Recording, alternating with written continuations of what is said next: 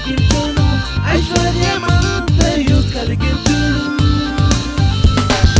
విశ్వాసంతో సాధ్యమే, సమస్తం సాధ్యమే.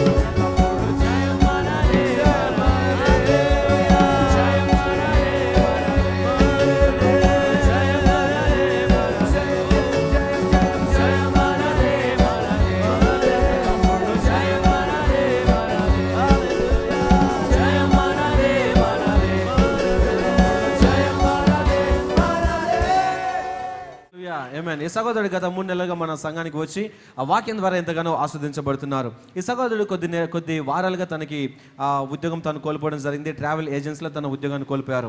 అలాగే మరొక ఉద్యోగం కొరకు తను ఇంటర్వ్యూస్కి హాజరవుతూ ఉన్నారు. థామస్ కుక్లో కూడా ఒకసారి తన ఇంటర్వ్యూకి హాజరైనప్పుడు వారు తనని తిరస్కరించడం జరిగింది. అయితే మే 2వ వారంలో తను మన సంఘానికి వచ్చినప్పుడు పాస్టర్ గారు తన కొరకు మాట విడుదల చేశారు. ఉద్యోగం కొరకు వెతుకుతున్న వారిని దేవుడు ఆస్వాదిస్తున్నారని చెప్పి తను విశ్వాసంతో నిలబడి ఆ మాటను పొందుకున్నారు. ఆ తర్వాత మాటను పొందుకున్న తర్వాత 10 రోజులకి ఎవరైతే తనని తిరస్కరించారో, ఉద్యోగం ఇవ్వమని చెప్పారో వారే తనకి ఫోన్ చేసి తనకి ఉద్యోగం ఇచ్చారు. హల్లెలూయా. ఈసారి తన ఉద్యోగాన్ని మాత్రమే కాదు, ఇంతకుముందు జీతం కంటే 2 జీతాన్ని తను ఎక్కువ పొందుకుంటున్నారు.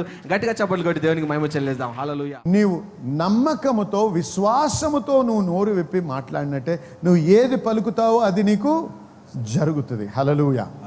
ఇదే కాకుండా మనం ఏం గమనించామంటే వాచ్ యువర్ హార్ట్, నీ హృదయాన్ని గమనించు. దాని గురించి ఇప్పుడు దాకా మేము బోధించాను. అదే అంతేకాదు, ఇంకో విషయం మాట్లాడాం. ఏమంటే వాక్యము ప్రవచనాత్మకమైనటువంటి వాక్యం, ప్రవచనం ఉందన్నమాట వాక్యంలో. అందుకే ఎహెచ్కేలు 37వ అధ్యాయంలో ఏం చదువుతున్నామంటే అక్కడ ఎండిన ఎముకలుగా ఉన్నటువంటి లోయ, అక్కడ అటువంటి దర్శనము దేవుడు ఆయనకి చూపిస్తా ఉన్నాడు. చూపించి ఏమన్నా ఆ ఎముకలతో మాట్లాడుమా అన్నాడు. ఎముకలతో మాట్లాడాలంటే ఎంత పిచ్చితనం అండి చెప్పండి. చచ్చిన దాంతో ఎవడన్నా మాట్లాడతాడా? కానీ ఏం చూపిస్తున్నాడు దేవుడు అంటే మనలో ఎంత శక్తి దేవుడు ఉంచాడంటే మన నోటిలో మనము నమ్మి పలికినట్టయితే చచ్చినది కూడా తిరిగి జన్మిస్తుంది. హల్లెలూయా. పునరుద్ధానము కలిగే శక్తి మన హృదయంలో, మన నోట్లో పెట్టి ఇవి 2 ఏకీభవించి పని చేసినప్పుడు చచ్చినది కూడా పునరుద్ధానం అవుతుంది. ఆమేన్. ఆమేన్. యేసయ్య ప్రేమించినది యేసయ్య స్నేహితుడైన లాజరు చనిపోయే స్థితిలో ఉన్నాడనే కబురు వచ్చినప్పుడు ఆయన కదలలేదు. ఆయన చనిపోయి 4 దినాలు అయిన తర్వాత అప్పుడు బయలుదేరాడు. ఎందుకో తెలుసా? ఫ్యాక్టరీలో ఇంకా కార్ట్రిడ్జ్ తయారవ్వలేదు ఆయనకి. హల్లెలూయా. తీరా తయారై ఇప్పుడు ఏమైంది? విశ్వాసం అనేది స్థిరపరచబడ్డది. వచ్చాడు. వచ్చి ఎక్కడ పెట్టారు అంటే అక్కడ ఉన్నాడండి. అంటే పద అక్కడికి వెళ్దామన్నాడు. అక్కడికి వెళ్ళిన తర్వాత రాయిని తొలగించు అంటే ఏమన్నారు? అయ్యా 4 రోజులు లేట్ వచ్చావు నువ్వు, అది తీస్తే కంపు కొడుతుంది. చచ్చిపోయి 4 రోజులు అయింది, మీకు తెలుసో తెలీదో. ఒక్క 4 రోజులు ముందు వచ్చి ఉంటే వాడు బతికేవాడు. బతకకపోను. ఎందుకంటే ఆయుధం, నోరు ఉంది కానీ ఆయుధం లేదు. పలకొచ్చు కానీ పలకడానికి ముందు ఆవగించేంత విశ్వాసం అన్నా ఉండాలి. అది లేకుండా యేసయ్య సమయానికి కంటే ముందు వచ్చి పలుకుతే అవుద్దా? అవ్వదు. అందుకే దేవుని టైం టేబుల్ ప్రకారంగా నడుస్తున్నాడు యేసయ్య. మనిషి చచ్చాడా బతికాడా అనే టైమింగ్తో నడవటం లేదు. లోక పరిస్థితుల్ని బట్టి నడవటం లేదు.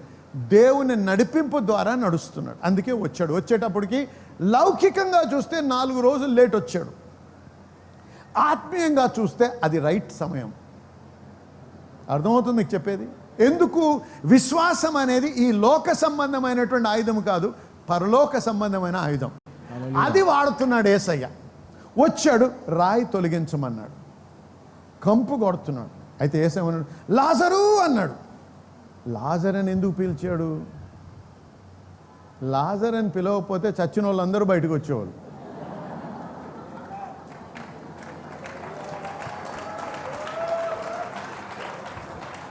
హల్లెలూయా.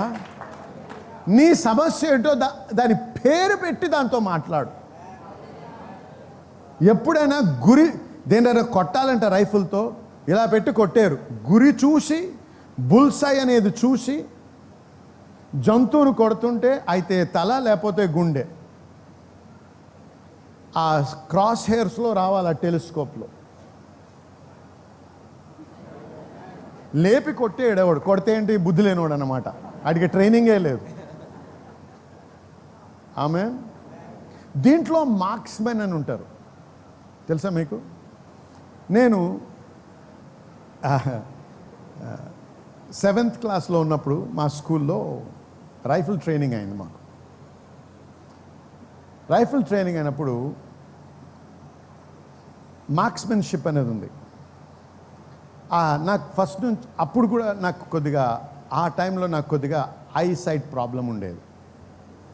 అంటే కనపడేది కానీ అద్దాలు అవి కరెక్షన్కి వాడేవాడిని. కాబట్టి చాలా చాలా నైపుణ్యత పొందాను నేను హంటింగ్లో. అంత పిచ్చి ఉండేది. నా కోరిక ఇప్పుడు కూడా, ఇప్పుడు మీకు తెలుసో లేదో, తెలిసినటువంటి వారికి అర్థమవుతుంది. 12 గేజ్ డబుల్ బ్యారెల్ అని ఉంటుంది. దానికి ఏంటంటే దానికి ఒక కార్ట్రిడ్జ్ ఉంటుంది. అది వాడితే అది ఫైర్ చేసినప్పుడు దాంట్లో ఉన్న పెలెట్స్, బుల్లెట్స్ లాంటివన్నీ ఇట్లా స్ప్రే లాగెళ్ళి కొడతాయి. సో ఏం చేసి కొట్టినప్పుడు రకరకాలుగా ఇట్లా స్ప్రెడ్ అయ్యి వెళ్ళి లోపల కొడితే ఒకటి కాకపోతే ఒకటన్నా తగులుతుంది. నాకు అదంటే ఇష్టం ఉండేది కాదు. నాకు రైఫిల్ అంటేనే ఇష్టం ఉండేది. ఒకటే బుల్లెట్, అది కరెక్ట్గా ఏం చేసి కొట్టకపోతే మిస్ అయిపోతుంది.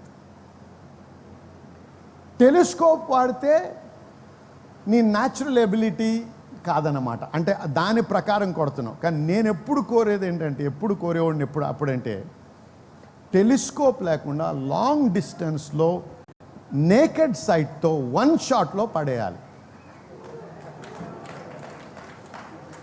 అయితే ఎంత నైపుణ్యత పొందానంటే రన్నింగ్ యానిమల్ని కొడితే అక్కడ డ్రాప్ అయ్యేది ఇట్లా. అంత నైపుణ్యత పొందాను, అంత పిచ్చి ఉండేది. ఇదంతా ఇప్పుడు యూజ్ అవుతుంది, చూసారా?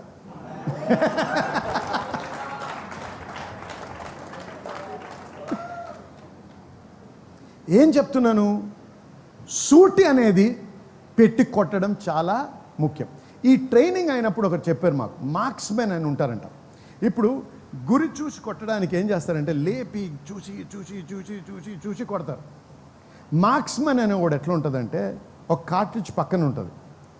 1 2 3 4 అని లెక్క పెట్టే లోపల కార్ట్రిడ్జ్ తీసి లోడ్ చేసి బోల్ట్ చేసి ఏం చేసి కొడితే కరెక్ట్ బుల్సైలో పడాలి. 3 సెకండ్స్లోనో 4 సెకండ్స్లోనో బుల్లెట్ బయట ఉన్న బుల్లెట్ని లోడ్ చేసి కొట్టాలి. అంటే ఎంత ప్రాక్టీస్ అవసరం? అంత ప్రాక్టీస్ కానీ మనం ఈ వాక్యానికి ఇచ్చినట్టయితే ఏ శత్రువు కూడా ఎదురు నిలబడలేడు. హల్లెలూయా, ఆమేన్. సో లాజరు రా అన్నాడు. ఎవరితో మాట్లాడుతున్నాడండి? చచ్చిన కంపు కొడుతున్నటువంటి శవంతో మాట్లాడుతున్నాడు. చూసారా? అందుకే దేవుడు మన హృదయంలో మాట ఉంచినట్టయితే, అరే ఇది పని చేస్తుందా, చేయదా, అది వింటదా? శవం ఎక్కడైనా, శవానికి చెవులు ఉంటాయండి? వినే చెవులు ఉంటాయా? చెవులు బయటకు ఉంటాయి కానీ దానికి వినపడుతుందా? సహజ లోకంలో వినపడదు. కానీ ఈ వాక్యం ఎక్కడి నుంచి వస్తుంది? సహజ లోకంలోంచి రావటం లేదు, పైనుంచి వస్తుంది. పైనుంచి వచ్చి ఆ వాక్యంలో ఎంత శక్తి ఉంది, సత్యదాన్ని లేపుతుంది. హల్లెలూయా. మీ చచ్చినటువంటి పరిస్థితుల్లో, మీ చచ్చినటువంటి మీ వ్యాపారంలో, మీ చనిపోతుందేమో అనేటువంటి వివాహ స్థితిలో అయ్యో అనకండి, కానీ దేవుడు అనే వాక్యాన్ని పలకండి. పునరుద్ధానం జరగాలి. హల్లెలూయా, ఆమేన్. హృదయం చూసారా, ఈ ఫ్యాక్టరీ చాలా ప్రాముఖ్యం, ఈ నోరు కూడా చాలా ప్రాముఖ్యం. ఎందుకంటే కరెక్ట్గా తయారయ్యేట మందు సామాన్ అంతా ఇక్కడ తయారవుద్ది. కల్మషము లేనటువంటి హృదయం పెట్టినప్పుడే కల్మషము లేనటువంటి ఆయుధము తయారవుద్ది, అది సామాన్ తయారవుద్ది. అది తీసుకొచ్చి నీ నోట్లో లోడ్ చేసి ఇప్పుడు నోరిప్పినప్పుడు ఏమనాలి? ఏమో ఎంతకాలం బతుకుతానో నేను అని, ఎప్పుడు చచ్చిపోతానో నాకే తెలియదు. చాలామంది అంటారు, ఎవరికైనా తెలుసండి ఎప్పుడు చచ్చిపోతామో మనం? నీకు తెలియదు, నాకు తెలుసు. ఎప్పుడు చచ్చిపోతారు పాస్టర్ గారు మీరు? చెప్తాను వినండి. నాకు కావలసినప్పుడు. అలాగే అంటే అలాగెలా మాట్లాడగలరు మీరు? వినండి, ఆగండి, వాక్యం వినండి ముందు. ఇది గర్వంతో మాట్లాడుతుంది కాదు, ధైర్యంతో మాట్లాడుతుంది.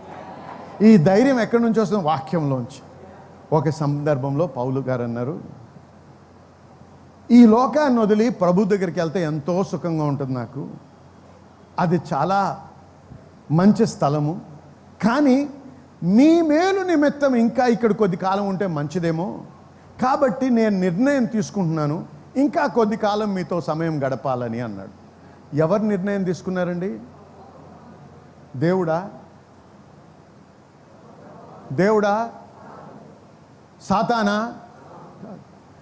సాతాను ఎప్పుడు ఎవరిని చంపుతాడు? చంపలేదు. ఎందుకు తెలుసా? సాతాను దగ్గర ఇంతో ముందు మరణపు తాళపు చెవులు ఉండేవి, కానీ ఇప్పుడు వాక్య ప్రకారము మరణం యొక్క తాళపు చెవులు యేసయ్య చేతిలో ఉన్నాయి. అందుకే ధైర్యంగా నేను మాట్లాడగలను. నా పిలుపును బట్టి దేవుడు నన్ను పిలిచాడు, నిన్ను పిలిచాడు. ఏ పిలుపుకైతే దేవుడు నన్ను పిలిచాడో అది సంపూర్ణమయ్యే వరకు నేను ఇక్కడి నుంచి వెళ్ళను. ఎప్పుడవుద్దండి నాకు కరెక్ట్గా తెలియదు, కానీ అది అయ్యే వరకు అయితే నేను వెళ్ళను ఇక్కడి నుంచి. అది అయిన తర్వాత ఇక్కడ ఎందుకు ఉండాలి? మరి అయిపోయింది నా పని, ఇక్కడ ఎందుకు నాకు అవసరం ఏంటి?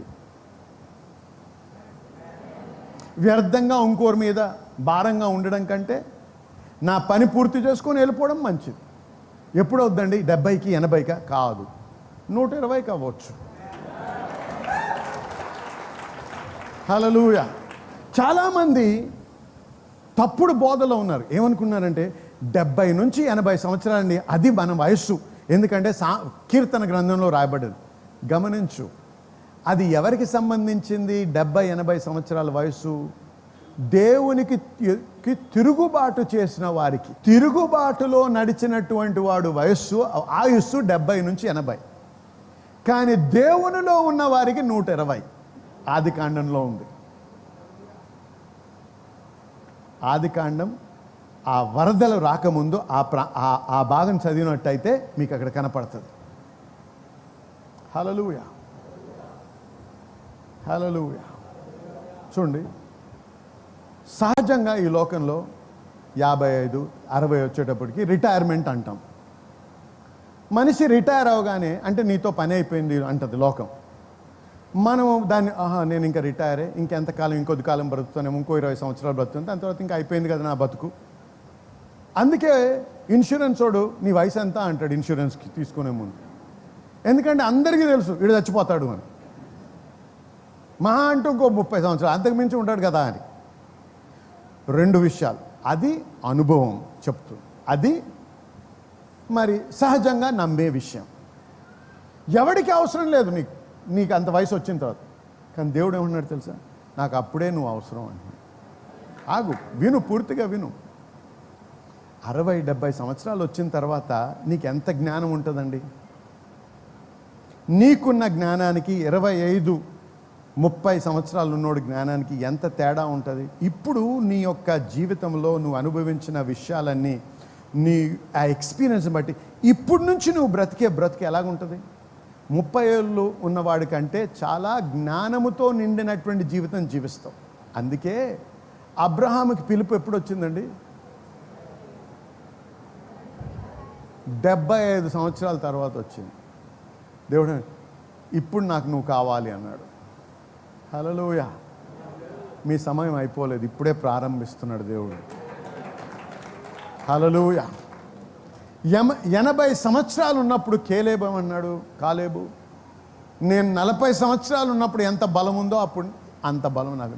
నాకు ఆర్థరైటిస్ వచ్చేసింది, నాకు హై బ్లడ్ షుగర్ ఉందండి, నాకు హై బ్లడ్ ప్రెషర్ ఉంది, నాతోని కాదు, ఇంకా నా పిల్లలు వెళ్ళి యుద్ధం చేస్తారు, నేను ఇంట్లో కూర్చొని ఉంటాను. లేదు, నేను యుద్ధం చేస్తాను, నేను గుర్రం మీద వెళ్తాను, నాకు ఈ మైదానాలు వద్దు, నాకు పర్వతాలు కావాలి అన్నాడు. హల్లెలూయా. అటువంటి వారు తయారవ్వాలి ఈరోజు. అందుకే దేవుడి ఆయుధం ఇచ్చాడు మనకి. అందరితో పాటు 70 వచ్చినప్పుడు చచ్చిపోవడానికి, పాత పెట్టడానికి కాదు. 80 వచ్చినప్పుడు ఇప్పుడు నేను సిద్ధం యుద్ధానికి అనాలి. హల్లెలూయా. పొద్దున్న లేస్తే 20 గోళీలు, మధ్యాహ్నం ఏడో 15 గోళీలు, మరి రాత్రి వచ్చేటప్పుడు 30 గోళీలు వేసుకొని ఎవడి కోసం బతుకుతున్నావో నీకే తెలీదు, అందరికీ భారంగా జీవిస్తూ ఉంటావు. అదేం బతుకు?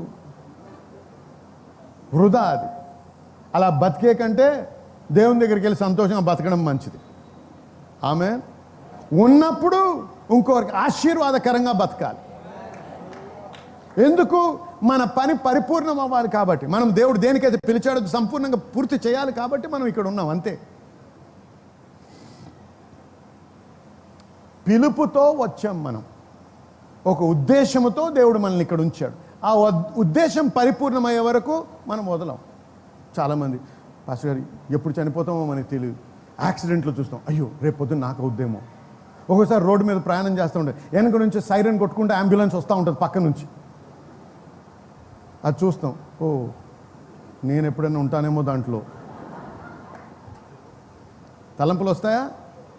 వస్తాయి. ఆగండి. ఎప్పుడన్నా మీరు ఇది ఊహించగలరా? ఉయ్ అని శబ్దంతో అంబులెన్స్ వస్తుంది, ఎవరున్నారండి? ఏసై ఉన్నాడండి, ఏసై ఉన్నాడండి, ఎవడని చెప్తాడా? ఎప్పుడన్నా మీరు ఏసై అని అంబులెన్స్లో గమనించి అని ఊహించగలరా ఉన్నట్టు? మాట్లాడండి. మరి మీరు ఎవరి బిడ్డలు? మీ పాదములకు గాయములు తగలకుండా ఉండడానికి దేవదూతలను అప్పగించాను అన్నాడు. హల్లెలూయా. ఏం మాట్లాడాలి నువ్వు? నేను అంబులెన్స్లో ఉంటానేమో కాదు, దేవదూతలు నా చుట్టూన్నాయి, నాకు ఏమాత్రం హాని జరగదు. హల్లెలూయా. నేను నా భార్య ఇద్దరం కూడా అమెరికాలో బ్రతికేటప్పుడు ఒక బిజినెస్లో ఉండేవాళ్ళం. ఆ బిజినెస్లో చాలా ప్రాంతాలు ప్రయాణం చేసేవాళ్ళం. ఒక రోజు నమ్మండి నమ్మకుండా, ఒక రోజు 200 మైళ్ళు నడిపించేవాడిని కారు నేను, అంతా సిటీలోనే, మళ్ళీ అంత ప్రయాణం చేసేవారు. అమెరికన్ సిటీస్లో, పెద్ద సిటీస్లో సౌత్ సైడ్, నార్త్ సైడ్ అని ఉంటాయి. సాధారణంగా సౌత్ సైడ్లో అంతా చాలా ప్రమాదకరమైనటువంటి ఏరియా అన్నమాట. అక్కడికి వెళ్తే గోడల్లో బుల్లెట్ హోల్స్ కనపడతాయి. నేను కట్టుకథలు చెప్పడం లేదు, నిజంగా చెప్తున్నా ఈ మాటలు. బుల్లెట్ హోల్స్, ఇరిగిపోయిన కిటికీలు ఉంటాయి, అన్ని బుల్లెట్స్తో ఫైర్ చేసినటువంటి. అనేక మంది చనిపోయినారు, అనేక మందిని వారు మొత్తి ఉన్నాయన్నీ లాక్కున్నారు. ఏ స్థలానికి, ఎటువంటి సౌత్ సైడ్కి వెళ్ళినా ఎన్నడూ మేము భయపడలేదు, ఎన్నడూ మమ్మల్ని ఎవడు ముట్టలేదు. మా సొంత బంధువులకే దోపిడీ అయింది. తెలిసినటువంటి వారు ఒక చారానా కొరకు, అంటే 25 సెంట్ కాయిన్ కొరకు ఒక సౌత్ సైడ్ మనిషి, ఒక డాక్టర్, ఇండియన్ డాక్టర్ని పాయింట్ బ్లాంక్ రేంజ్లో చంపేశాడు. Only for a quarter. అంత డేంజరస్ ఏరియాస్ కూడా ఉన్నాయి. అన్ని రకాల ఏరియాలు తిరిగాం, ఎప్పుడూ భయపడలేదు. దేవుడు ఎప్పుడు ఎవడు కూడా మమ్మల్ని కానీ, మా కార్ని కానీ, మాకు సంబంధించింది ఎవడు ముట్టడానికి ఆస్కారం ఇవ్వలేదు దేవుడు. హల్లెలూయా. అందుకే మేము ఎప్పుడు ప్రయాణం చేస్తున్నాం ఒకటే నేను అంటాను, ప్రభువా మీకు స్తోత్రం, మా పాదములకు గాయములు తగలకుండా మీరు దేవదూతలను మాకు ఉంచినందుకు మీకు స్తోత్రం. అండ్ ఐ డిక్లేర్, ఇలాగే ఇంగ్లీష్లో ప్రార్థన, I declare in my pathway is life and no death. Hallelujah, hallelujah. ఎప్పుడన్నా మీరు ఊహించండి, న్యూస్ పేపర్ హెడ్లైన్స్ చదువుతారా? Sorry to report today, headline paper, sorry to report Jesus Christ died in a plane crash. వస్తుందా అటువంటి news? మరి ఆయనకి జరగకపోతే నాకు ఎలా జరుగుతుంది?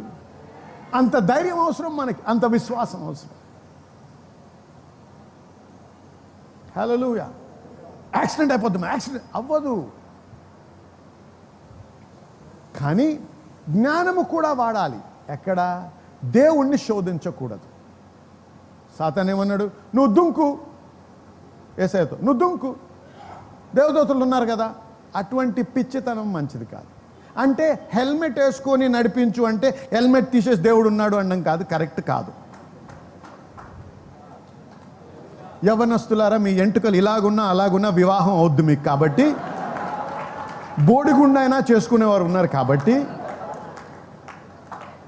ఆ గుండు కొరకు ప్రాణాన్ని సమర్పించకండి. హల్లెలూయా. దేవుణ్ణి శోధించొద్దు. మనము దేవుడిచ్చిన జ్ఞానాన్ని వాడుతూ దేవునికి వాక్యం పలుకుతూ ముందుకు విజయంలో నడవాలి. హల్లెలూయా, ఆమేన్. కాబట్టి ఈ ఫ్యాక్టరీలో సరి అయినటువంటి మందుగుండు సామాగ్రి తయారు చేస్తూ ఈ నోట్లో మనం లోడ్ చేస్తూ ప్రవచనాత్మకంగా మనం పలకాలి. అప్పుడేమవుద్ది? చచ్చినవి కూడా తిరిగి పునరుద్ధానం అవుతాయి. హల్లెలూయా. ఎహెచ్కేలు మాట్లాడే వరకు కదలిక లేదు. మాట్లాడిన వెంటనే ఎముకలు కదలడం మొదలయ్యాయి. నువ్వు మాట్లాడే వరకు నీ పరిస్థితి మారదు. హల్లెలూయా. నీవు మాట్లాడే వరకు నీ పరిస్థితి మారదు. కాబట్టి మాట్లాడు. ఏం మాట్లాడాలి? దేవుడు తన వాక్యంలో ఏమంటున్నాడో అది పలకాలి, అది మాట్లాడాలి. హల్లెలూయా, దేవునికి స్తోత్రం. మరి అంతేకాదు, ఇంకొకని విషయం చూసాం. ఏమను? ప్రతి పర్వతము కెన్ బి లెవెల్డ్, అంటే సమము చేయబడును. ప్రతి లోయ నింపబడును. హల్లెలూయా. ఎప్పుడు నీవు నీ హృదయంలో నమ్మి నీ నోటితో నువ్వు పలికినట్టయితే ఖచ్చితంగా జరుగుతుంది. కానీ విశ్వాసము నీ కొరకు పని చేయాలంటే నీవు నీ నోటితో పలకాలి. ఆమేన్. నీ నోటి నుంచి ఏదైతే వెడులుతుందో అదే నీ జీవితంలో నీకు ప్రాప్తిస్తుంది. ఏదైనా నీ నోటితో నువ్వు చెప్పకపోతే అది నీ జీవితంలో నువ్వు అది అనుభవించలేవు.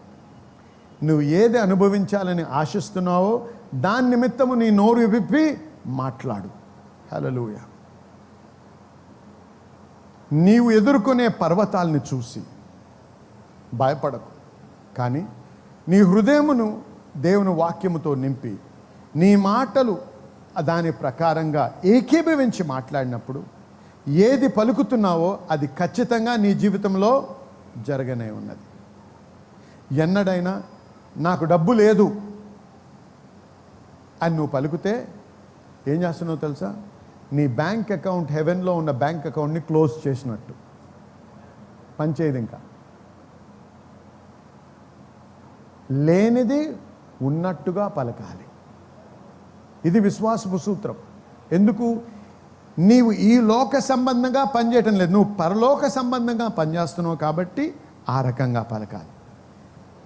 ఇంగ్లీష్లో ఒక స్టేట్మెంట్ ఉంది, a soundless Christian is a signless Christian. అంటే నువ్వు శబ్దము చేయకపోతే నీకు అద్భుతం ఉండదు. హల్లెలూయా. నీవు శబ్దము చేయకపోతే నీకు అద్భుతము జరగదు. హల్లెలూయా.